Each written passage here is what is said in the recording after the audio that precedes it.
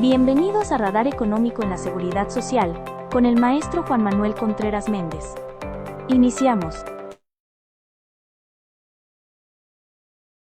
Buenos días, tengo el placer de este programa, al cual hemos denominado Radar Económico.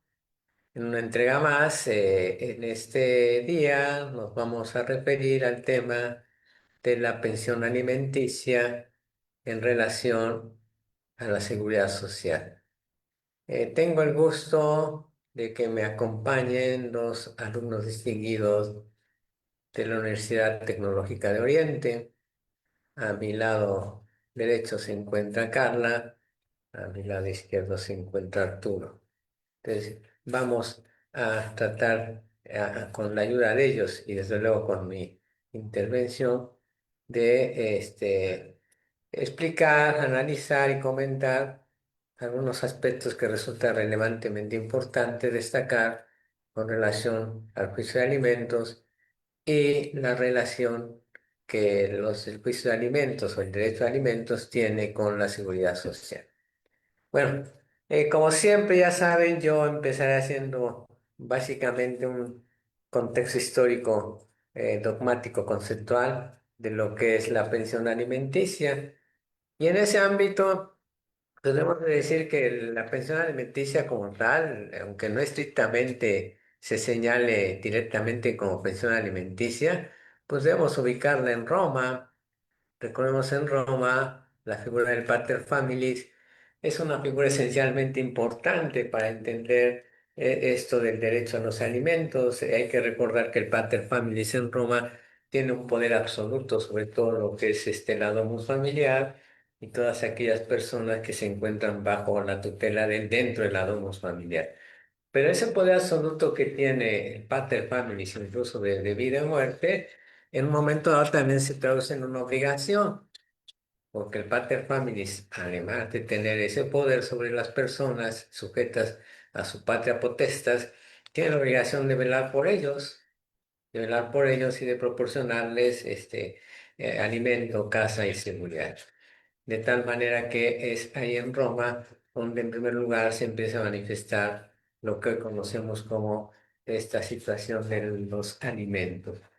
Posteriormente, con el devenir del cristianismo, recordemos que el cristianismo se introduce a Roma como religión oficial por este decreto de Constantino.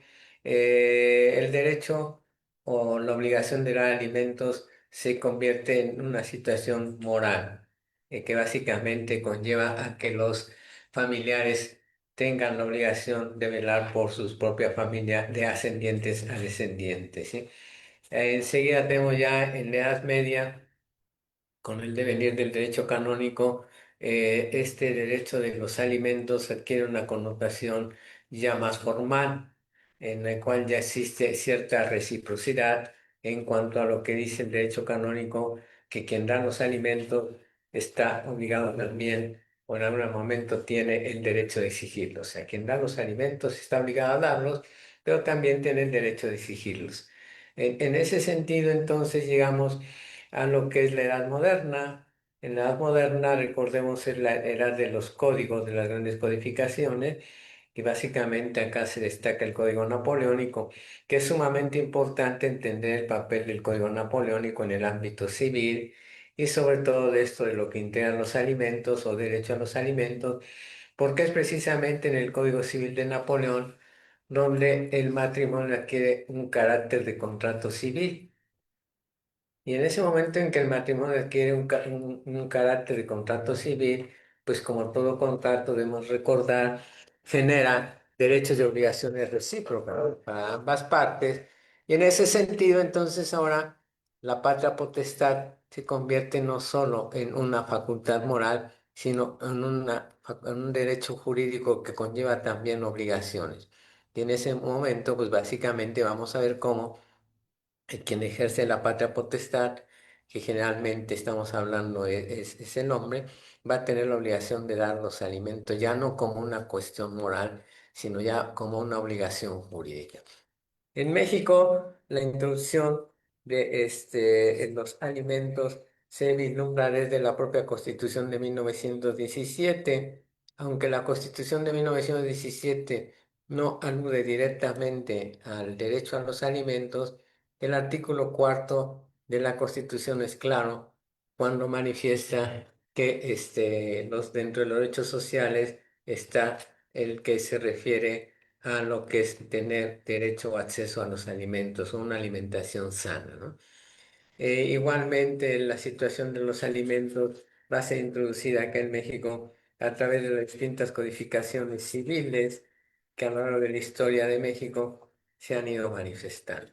Entonces, bueno, dicho lo anterior y puesto este concepto histórico y dogmático de lo que es la pensión alimenticia o el derecho a los alimentos, vamos a aprovechar acá la presencia de nuestros distinguidos invitados para entrar de lleno con lo que es básicamente Vamos a este tema. aprovechar. Ok, vamos a ver. Entonces, vamos en primer lugar a dar la palabra acá a Carla. Y a ver, Carla, ¿qué nos puede decir con relación a este derecho a los alimentos, a la pensión alimenticia? ¿Cómo tú la vislumbras, cómo tú la ves? Ok, buenas tardes a todos. Pues la pensión en México dice que es que nos constituye en una de las instituciones más relevantes del país, ¿no? En el derecho familiar. Por ello dice que, pues, cada uno de nosotros, llámese hombre, mujer, adulto mayor, niños, merecemos ese derecho. Y pues lo que hemos observado últimamente es que la pensión alimenticia en menores de edad ha sido algo compleja, ¿no? Para los deudores, que en este caso las mamás se quedan con la guardia y custodia Ujú. y los papás son los que deben de dar ese derecho a los niños, pero ha sido en estadísticas, dicen que de cada 10 niños, solo 4 son los que reciben ese derecho. ¿Qué nos puedes decir al respecto de esto, Arturo? Pues, maestro, primero que nada, gracias por la invitación. Carla, ¿qué tal? Ahora mismo. Este, Saludar y agradecer a todos, a toda su audiencia. Y pues bueno, hablar de pensión alimentaria, la pensión alimenticia, no es simplemente hablar de dinero como tal, ¿no? Es algo mucho más profundo. Es hablar de una institución jurídica de orden público con raíces históricas profundas que hoy constituye un derecho humano protegido constitucionalmente. La pensión alimenticia no es una sanción, no es una dádiva ni un privilegio, es una obligación jurídica derivada del vínculo familiar, cuya finalidad es garantizar la subsistencia digna de quien no puede proveérsela por sí mismo. Como bien dice, esto trae una historia desde la antigüedad, ¿no? Bueno, desde el derecho romano. Hay que garantizar, bueno, el pater familia en las familias,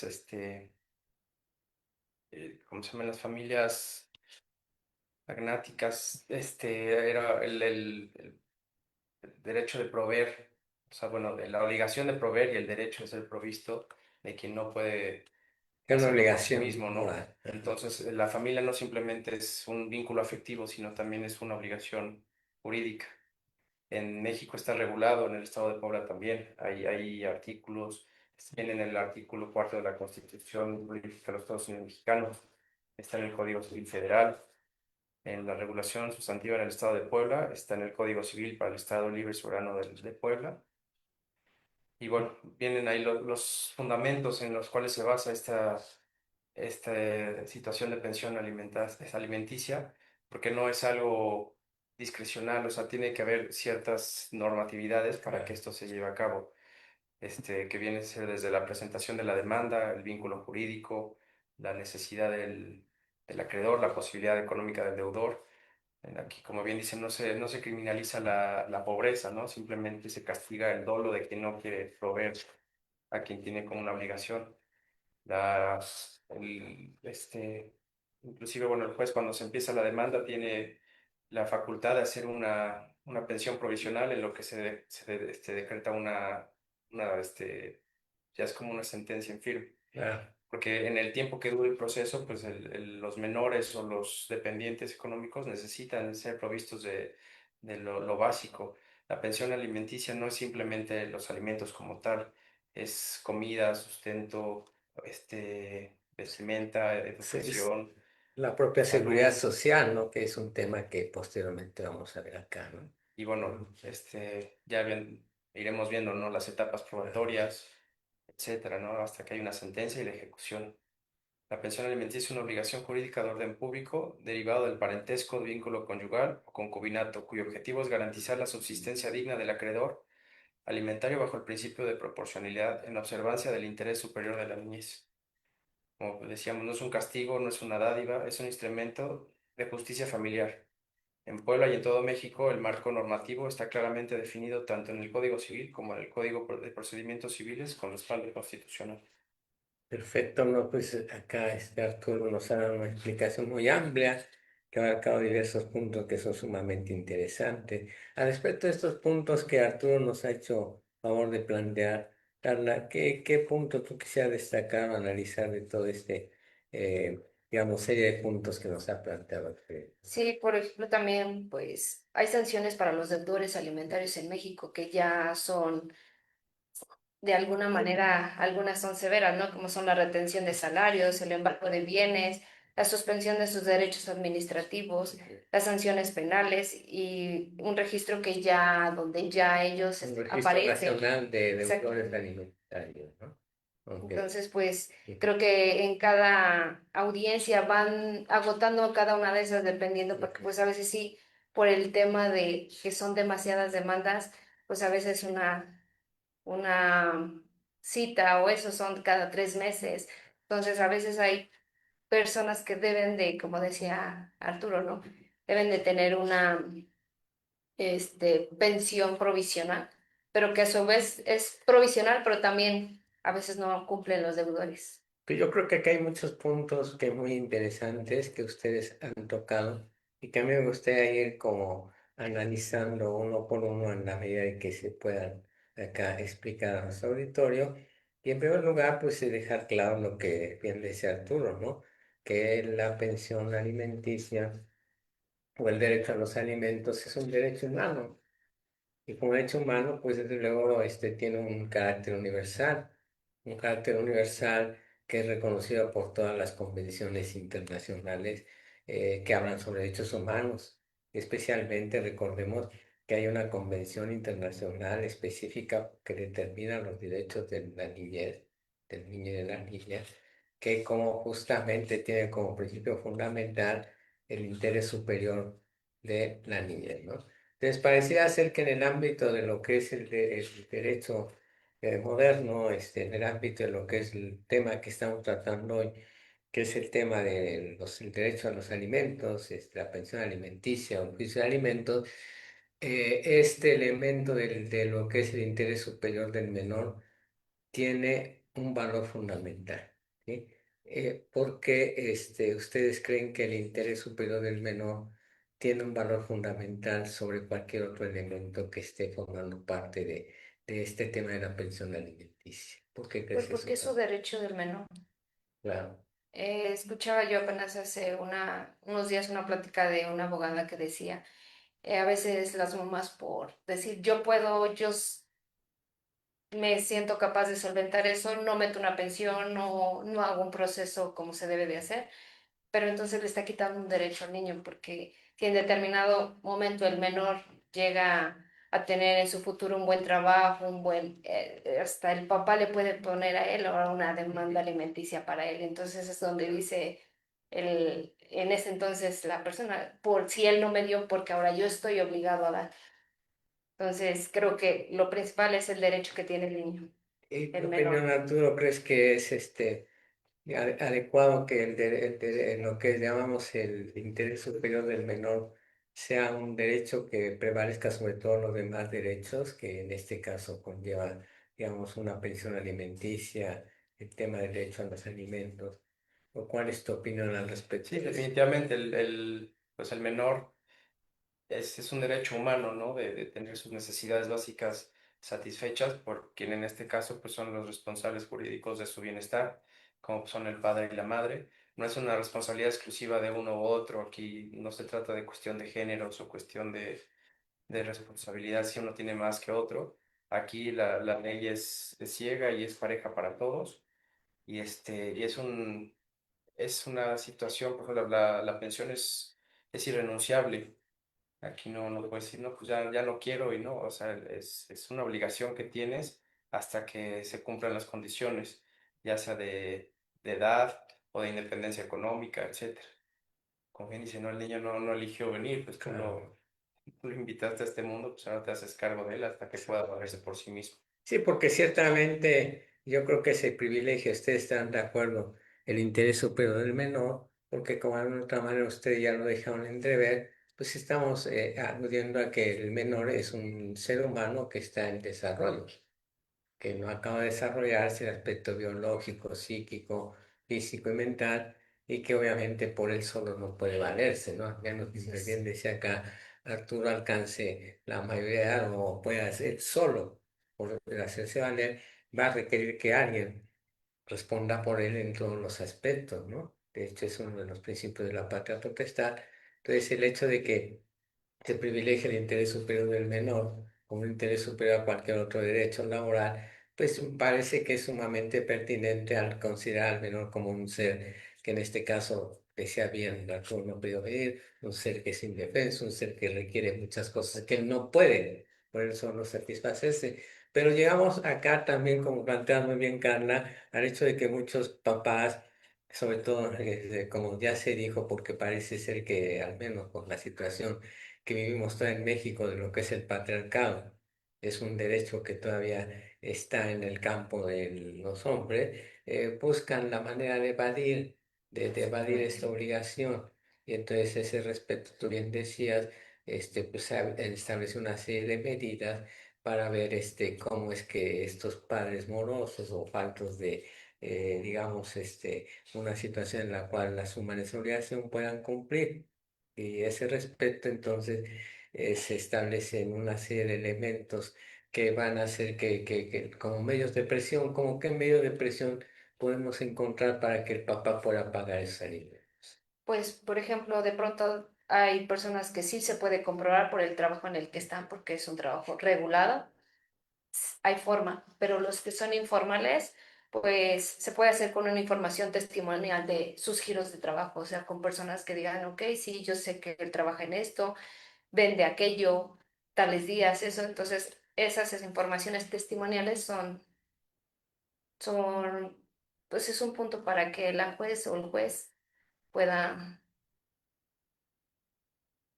Pues seguir Sí, el obligar, proceso. ¿no? ujú. Sí, en ese sentido, el juez está facultado, puede presumir ingresos con base en el nivel de vida, puede requerir informes fiscales, puede aplicar criterios de capacidad económica potencial y puede también basarse en testimonios de gente que puede dar fe del nivel de vida que tiene, el nivel de gasto, porque sí, efectivamente, cuando no hay no es fácil comprobar ingresos mediante un estado de cuenta o recibos de nómina por actividades informales, pues es muy fácil ocultar, ¿no? Y hacer ocultar el patrimonio o el ingreso para poder Evadir. evadir la pensión alimenticia o bajarla a un mínimo que no va de acuerdo a las necesidades del niño o a las capacidades del padre o madre, inclusive, ¿no?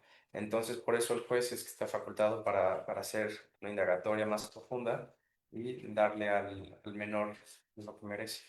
Como bien decías tú, ciertamente, situación de la pensión alimenticia, o el derecho a la pensión alimenticia, estamos hablando de primero de un derecho humano, que es un derecho universal, que es un derecho inenarrable, o sea, es un intransferible, inalienable, imprescriptible, ¿no? O sea, es Personalísimo. personalísimo.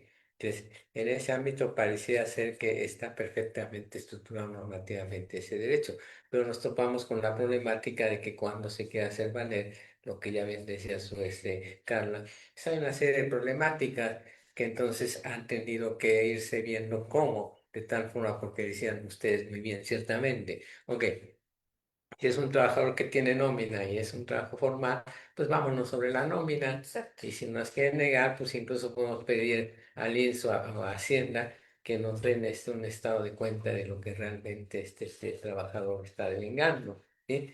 Digamos que eso sería, pero como tú ciertamente planteando bien, Carla, ¿qué pasa con los informales o con los que de alguna forma tratan de ocultar eso para no hacer, pues, digamos, o no dar cumplimiento a esa obligación de dar los alimentos, pues precisamente y es como la legislación mexicana ha tratado de implementar una serie de medidas de presión que lo hagan que de otra manera no hay forma de comprobarle, pues tenga que establecer y que ya muy bien dijo Arturo, ese cumplimiento de ese obligación de proporcionar los alimentos. Recordemos que tú ya lo decías ciertamente de manera muy acertada, existe un registro nacional de deudores alimentarios.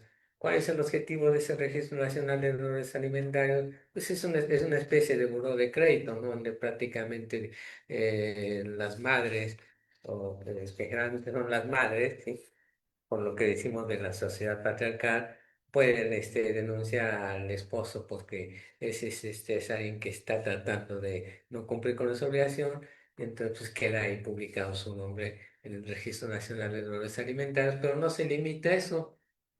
La única vez que es que él queda registrado en ese registro de deudores alimentarios, vienen otras medidas de coerción, como puede Sí. ser que se le niegue la licencia o se le niegue el pasaporte o se le dice acá la ley, se le establezca un impedimento para poder, en este caso, desempeñar un cargo público, incluso Trámites notariales, trámites notariales. matrimonio, candidaturas. Con lo Cargos cual, de pues elector obviamente popular. van cerrando su posibilidad de que él pueda trascender en el ámbito. Pero Y que también, también, perdón, sí, profe, esas adelante, medidas adelante. también dicen, ¿no?, que en el Código Civil del Estado, en el artículo 488, establece que los descendientes de primer grado, cuando los papás se declaran que no tienen solvencia económica para dar la pensión, pues entonces se pasan a las siguientes familias, que en este caso serían a los abuelos. Ahora, hemos planteado acá las consecuencias laborales que trae el no pago de la pensión alimentaria, alimenticia, con todo lo que vimos acerca de este Registro Nacional de Deudores Alimentarios, sobre el salario o sobre en este caso también lo vamos a plantear sus derechos de seguridad social, sobre lo que es básicamente los fondos de retiro sobre vejez y cesantía y también lo que se refiere a las AFORES. Había una cuestión ahí bien interesante que decía que si esos fondos de retiro de la pensión por vejez, cesantía y los AFORES son susceptibles de ser embargados para cubrir la pensión alimentaria. En primera instancia había una tesis jurisprudencial que nos decía que no son, porque prácticamente se supone que son derechos que se asume el trabajador para su subsistencia en un futuro, cuando él ya esté en la vejez y no pueda sostenerse por él solo, pues para eso está la pensión, en este caso alimenticia, o lo que llamamos el fondo de retiro Afores. Pero el último criterio que hay, este es muy reciente, es una jurisprudencia que no tiene mucho, que acaba de ser publicada por la Suprema Corte de Justicia de la Nación, donde básicamente dice que da marcha atrás y dice, ¿saben qué? Es de que en última instancia sí se puede tomar de ahí, sí se puede tomar tanto de los fondos de retiro, Afores, como de la cuenta que se dio su cuenta para lo que es la vejez, cesantía. Y a ese respecto, lo que llamamos esta jurisprudencia dice que se puede equiparar porque, de alguna manera, esta prohibición no es una prohibición constitucional, sino está en una ley reglamentaria, que es la ley del ISSSTE, y en ese sentido, entonces, la propia ley del ISSSTE dice que estos fondos podrán ser ocupados cuando el trabajador quede desempleado. Entonces, si pueden ser ocupados para cuando el trabajador quede desempleado, entonces dice la Corte, pues también pueden ser jalados para la pensión alimentaria, ¿no? Así es. Entonces eso es muy interesante, la conversación se está virtiendo muy interesante, pero pues tenemos que ir a corte comercial y en un momento más estaremos retornando con charla que hasta el momento ha sido muy fructífera. Vamos a comercial.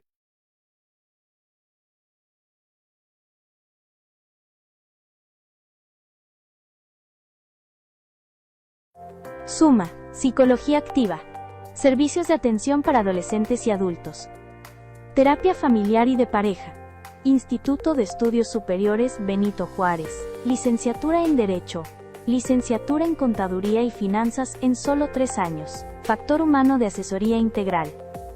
Brindamos servicios médicos, seguridad e higiene, capacitación e ingeniería, para el cuidado integral de tu empresa y de tu personal.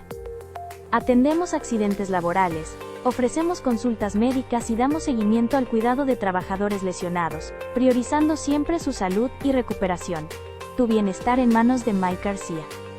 En cada terapia combinamos el conocimiento anatómico con técnicas manuales especializadas para aliviar el dolor y ayudarte a recuperar tu movilidad. Helser Desarrollo Humano y Organizacional, consultoría integral, que impulsa el crecimiento estructurado y sostenido de las pequeñas y medianas empresas. ¿Quieres tomar decisiones que impulsen el éxito de tu empresa? En Éxito Capacitación Empresarial, te damos las herramientas necesarias para tomar decisiones directivas, operativas y profesionales informadas y efectivas. Comienza a impulsar el éxito de tu empresa hoy mismo. Agrupación de Defensa de Pensiones Puebla. ADEP. Luchamos por la justicia y la dignidad de los pensionados. Buscamos que cada pensionado tenga un futuro digno. Súmate a nuestra causa y juntos defendamos nuestros derechos. Para profundizar en el conocimiento jurídico, Popocatépetl Editores te ofrece obras jurídicas de alta calidad. Comienza a impulsar tu formación jurídica, tu carrera y tu futuro. Elige la experiencia, el respaldo y la calidad. Porque un buen jurista se construye con estudio constante y con los mejores libros.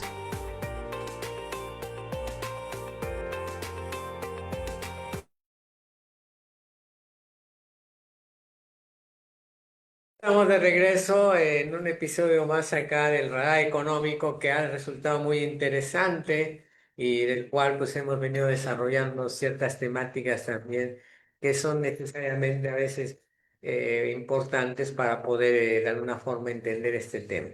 Y decíamos antes de que nos llevara el corte comercial que es importante establecer el vínculo que hay entre la seguridad social y lo que es la pensión alimenticia, la pensión alimentaria, y es un vínculo que aparentemente es muy fuerte, porque ciertamente dice la ley que ciertas situaciones de seguridad social corresponden como parte de lo que son los alimentos, entre ellos mismos el derecho a la inscripción al INSS o al ISSSTE, que es parte de lo que es la pensión alimentaria, como bien decían acá los exponentes, no solo contempla casa, vestidos, sustento, educación, esparcimiento, sino también derecho a la seguridad social. Y en ese ámbito, el que está obligado, en este caso, el acreedor alimentario, tendrá la obligación de escribir a sus descendientes a un sistema de seguridad, sea IMSS o ISSSTE, ¿sí? Y también hemos dejado claro la situación de que las vicisitudes o confusiones que estribaban sobre el hecho de que si algunos derechos laborales son susceptibles de ser embargados para la pensión alimentaria, pues ya habíamos establecido que el salario definitivamente sí, al menos una porción que vamos a tratar más adelante de ese salario puede ser destinado a cubrir la pensión alimenticia, pero aparte de ese salario, el cual está integrado por otras prestaciones, como son bonos de productividad, como son reparto de utilidades y otras prestaciones más que también deben de ser incluidas a la hora en que se está estableciendo el cálculo de la pensión alimentaria. Bueno, había la duda ahí sobre si ciertas cuestiones que tienen que ver sobre todo con lo que es la subcuenta de retiro voluntario, en este caso por vejez, por cesantía laboral, o lo que es la cuenta de Afore, que había el criterio anteriormente de que esas no podían ser embargadas para cubrir parte de la pensión alimentaria, pero reitero, pues una jurisprudencia pues muy reciente, no tiene más de un mes, que establece básicamente que esos derechos no los contempla como tal el artículo 123 constitucional.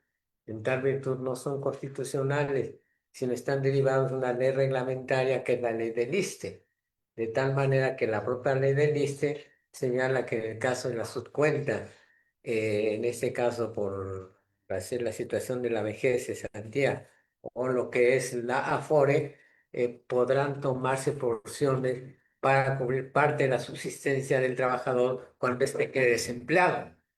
Lo que hizo la Corte es establecer que si ese artículo permite tomar porciones de lo que son la cuenta de Afore y la subcuenta en este caso de la pensión por vejez o cesantía, pues se pueda también de alguna forma también trasladar o tomar de esa cuenta para cubrir parte de la pensión alimentaria. Entonces, sí, eso es un criterio ya dado, ¿eh?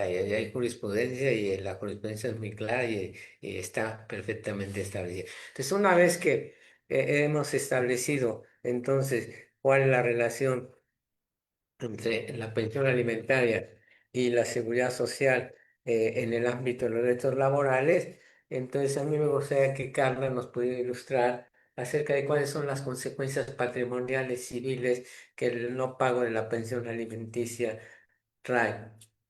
Bueno, pues dicen que el embargo de bienes, ¿no? Los tribunales pueden embargar bienes del deudor para poder cubrir la pensión alimentaria.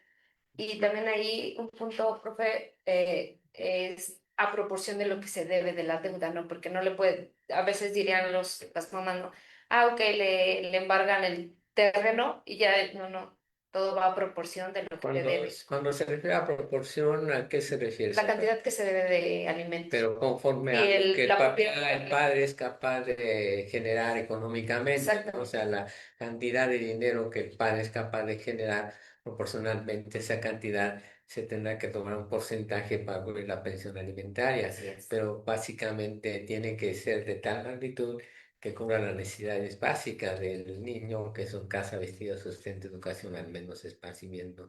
Pero ciertamente en algunos momentos sí se da el hecho de que no es proporcional y a veces se pide más de lo que el papá puede aportar, ¿no? Ajá, No sé en si ese quieres. punto también, por ejemplo, tenemos la creencia de que, ah, ok, es el 50 y el 50, pero no, porque cabe mencionar que quien se queda con la guardia y custodia da más de su 50% porque es tiempo, porque si tiene el trabajo, también es requerir su trabajo, es dar tiempo para sus hijos, para la escuela, para los alimentos, entonces la mamá termina cediendo más del 50%, entonces a veces queda por eso a los padres deudores, o en este caso los que salen de casa, tendrían que proporcionar un poco más del porcentaje del 50%. Ok, muy bien. Ahora, a mí me gustaría que Arturo nos ilustrara acerca de las consecuencias penales que el no pago de la pensión alimenticia pueda generar en el deudor alimentario. Bueno, como ya bien decían, las penas pueden ir desde el embargo de bienes, de su sueldo o una parcialidad del sueldo, ya sea puede ser por porcentaje o una cuota fija, etcétera, e inclusive en el Estado de Puebla el Código Civil, digo, perdón, el Código Penal del Estado tipifica el incumplimiento de obligaciones alimentarias como un delito, Sí, así es. lo cual se sanciona la conducta dolosa de incumplir, pudiendo cumplir, y puede terminar en la privación de la libertad.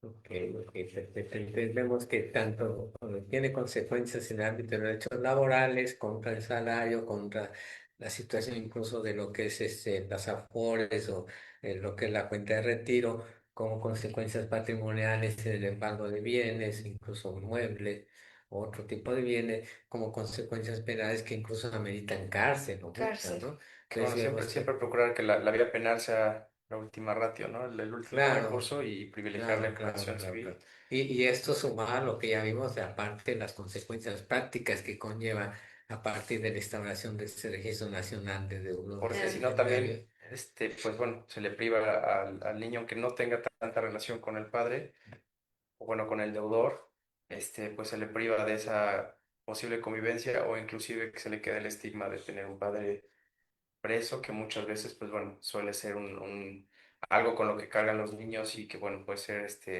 Ah, sometido a bullying, a juicios, que no van directamente con la persona, sino ya con cuestiones externas a él. sí, agradecemos los comentarios de Jacinto García Flores, de Diana Bárcena, nos dice buen tema, gracias Diana, de César Gabriel Lozano Yunes, que nos dice saludos, le damos saludos. Y ahora escuchamos tu opinión al respecto de Sí, profe, por Carla. ejemplo, un compañero abogado me decía, ¿no? Del derecho del niño es, que yo le decía, en un centro de convivencia obligan a la mamá que tiene que llevar a los hijos, a los menores, a convivir con el papá, ¿no? pero el papá no cumple con la pensión alimenticia, me decía, pero es el derecho del niño saber que tiene un padre, saber que tiene una figura paterna, saber entonces, ahí no hay forma de que tú o alguien más pueda decir no, pues no, como que no es equitativo a veces ese tipo de situación. Yo creo que es muy importante hacer la distinción Adelante. entre la pensión alimenticia y la compensación económica, que muchas veces se cae El error. en el error de que pues, es lo mismo y son figuras jurídicas completamente distintas. Ujú. Se confunde la pensión alimenticia con compensación por trabajo doméstico o liquidación de la sociedad conyugal. La pensión atiende a una necesidad, es continua y se modifica según las circunstancias. Ujú. La compensación es en la finalización del matrimonio, inclusive con o sin hijos. Eso ya es cuestión de negociación y ahí se indemniza, se surge del divorcio y no depende de la necesidad inmediata. La alimentación parental y el uso estratégico de la pensión muchas veces. Ahí es importante decir que la obligación alimentaria es autónoma respecto al régimen de convivencia. No pagar alimentos no significa el suspender la convivencia, porque son, como digo, figuras jurídicas distintas. No permitir la convivencia no extingue la obligación alimentaria.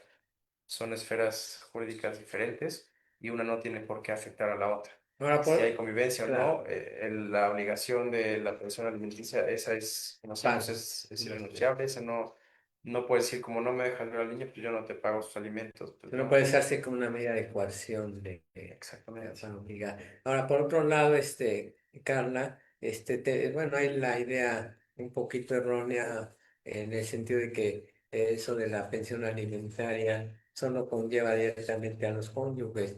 Y pues acá estamos viendo que el Código Civil Federal, en su artículo 301, 323, nos señala a qué otros elementos consanguíneos o de parte de la línea de parentesco conllevaría esa obligación de la pensión. Ok, a cónyuges, a concubinos, ascendientes, descendientes, hermanos. En- O en- sea, lo que comentamos no solamente la pensión es para menores, sino para todo hombre, mujer, adultos mayores, personas en ah, estado de ah, hay, vulnerabilidad. hay una pregunta que el día de ayer me hacían cuando en este tema estaba dándose en clase, en que me decían que hasta que cuando la pensión alimentaria no alcanza a ser cubierta por el deudor alimentario, que sí se puede completar con otros deudores alimentarios. ¿Ustedes qué saben al respecto de eso? O sea, ¿se puede completar o solo el deudor alimentario es el único? O sea, en este caso, los abuelos. Que se demande también a los abuelos como parte de cubrir los restantes a pensión alimentaria. Pues, específicamente, yo creo que ahí sí es posible, porque recordemos cuál es el fin de la pensión alimentaria. ¿Cubrir qué? En total de necesidades, ¿no? Si es total de necesidades no las puede cubrir el padre, entonces se puede demandar A los a los abuelos y abuelos. bueno, en el artículo 489 del Código Civil dice que al falta, a falta o por imposibilidad de los descendientes de primer grado de la obligación alimentaria recae en los demás descendientes que estuvieran más próximos en grado, que serían los hermanos. Claro, pues el tema ha resultado pues, sumamente interesante, hay bastantes comentarios, ha gustado mucho. Entonces, yo les voy a pedir que en estos minutos que nos quedan para concluir el programa, cada uno de ustedes vertiera su conclusión o su punto de vista con relación a este tema, para posteriormente ir cerrando esta amena charla. Entonces, me gustaría empezar contigo, Carla, Sí. danos tu Pues mi opinión. conclusión sería que la pensión alimenticia constituye un derecho fundamental estrechamente vinculado con la dignidad humana y el desarrollo integral de la niñez. Bueno, a mí me gustaría cerrar diciendo que la pensión alimenticia no es una figura meramente económica, es una institución jurídica que refleja el grado de civilización de una sociedad. Desde el derecho romano hasta nuestro artículo cuarto constitucional, el mensaje ha sido consistente. La familia genera deberes jurídicos exigibles, no solo vínculos afectivos. En Puebla, así como en todo México, el sistema busca equilibrar proporcionalidad, interés superior de la niñez y debido proceso. Ese equilibrio no siempre es sencillo, pero es indispensable. La pensión alimenticia no es un castigo, no es un privilegio, ni una herramienta de presión, es un mecanismo de justicia distributiva dentro del ámbito familiar. Y en la medida en que se aplique con técnica, sensibilidad y apego constitucional, cumple su verdadera finalidad, que es garantizar la dignidad. Bueno, yo los felicito a Carla, te felicito a ti, Gracias. Arturo, la verdad que han desempeñado un papel muy digno, nos han ilustrado bastante bien con el tema. Y yo solo cerraría el programa señalando que este tema de la pensión alimenticia con relación a la seguridad social, pues hay una serie de vicisitudes y problemas que actualmente pues se han tratado de resolver, como es el hecho mismo de que evidentemente, si bien la ley lo regula, y está perfectamente normado, lo cierto es de que muchas veces los deudores alimentarios tratan de evadir esa responsabilidad y ese respecto. Yo siento que cada vez el marco normativo ha ido cerrando más las puertas y las puertas para que los deudores alimentarios cumplan. Primero que fue, vámonos sobre los derechos bueno, sobre los salarios, ¿no? Salario, haremos el salario o todas sus prestaciones laborales, y si por ahí no se puede, pues incluso vamos sobre sus derechos que supuestamente son inembargables, como sus cuentas de Afore o las cuentas por vejez o cesantía, que ya vimos que la jurisprudencia de la Corte es clara y dice que sí se puede obtener de ahí, o si no, vámonos sobre sus bienes patrimoniales. Y si no, pues en último decía, como bien decía tú, en última medida, pues incluso cárcel, ¿no? Porque se equipa un delito y aún más ahí, si por ahí no, pues entonces se han implementado situaciones como el Registro Nacional de Menores Alimentarios, que bajo medidas coercitivas que a mí me parece son sumamente efectivas, como son el trámite de credencial electoral, el trámite de licencia, las situaciones notariales, la posibilidad de salir al extranjero, la posibilidad de ocupar un cargo público, pues como que se va cerrando más la brecha, ¿no? Y Y sí, yo también adelante, sí, adelante. agregaría que, bueno, se ha ido efectivamente cerrando ahí el camino para los deudores y los que quieren evadir esa responsabilidad, pero al mismo tiempo también ha ayudado a limitar un poco el abuso que también de repente se veía en algunas situaciones, pues donde se obligaba al padre o en todo caso a quien tuviera el mayor ingreso a dar de más, cuando la otra persona, pues bueno, entonces ya también pues hacía de la pensión alimenticia a los hijos como un modus Claro. vivendi, ¿no? La Entonces aquí reciprocidad tiene que hay existir. que tener siempre no perder de vista que esto es para garantizar el pleno desarrollo del infante y no como un modo de vida para quien lo está cuidando, que si bien puede llegarse a un acuerdo donde, bueno, si necesitamos más del tiempo, etcétera, pues bueno, se pueden llegar a ciertos acuerdos, pero ya había abusos también un Claro. poco leoninos en ese caso, y bueno, también pues la justicia ha ido observando estas Que situaciones se y compra con ese elemento de la proporcionalidad, ¿no? O exactamente. sea, no puede dar más de lo que no está obteniendo. ¿Tú quisieras agregar algo más antes de completarla? Pues que en este tema sí reducir la brecha entre la norma y la realidad exige una modernización institucional y eso nos va a ayudar a que pues sea menos cantidad. Si de cada 10, pues esperemos que ya sean Ah, ahora, 5 o 6. claro, y ahora, evidentemente también aclarar que pues, es un problema que constantemente está en boga, hay muchos juicios sobre esta situación y que de una u otra manera, si bien se ha cerrado la brecha, de una u otra manera siempre va a ser la posibilidad de que haya pues, deudores alimentarios que busquen la forma de evadir esto. Entonces, pues, con lo cual se va a tener que seguir en la línea de tener que exigirlo judicialmente. Entonces, pues la verdad es de que ha sido una charla tal vez de las más extensas que hemos tenido. Agradezco la presencia de Gracias, Carla, Ernesto. de Arturo, que viene de Claro, la maestro. Universidad de Oriente. Nos han ilustrado muy bien sobre este tema de la pensión alimentaria y su relación con la seguridad social. Y no me queda más que despedir el programa e invitarlos una vez más a una charla para el próximo día miércoles a la misma hora y por este mismo día. Que tengan una excelente tarde. Eso sería todo. Buen Gracias. provecho. Síganlo y recomiéndenlo porque es muy interesante.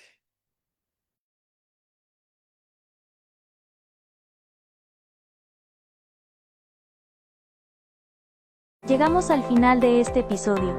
Agradecemos su presencia y nos vemos en el siguiente.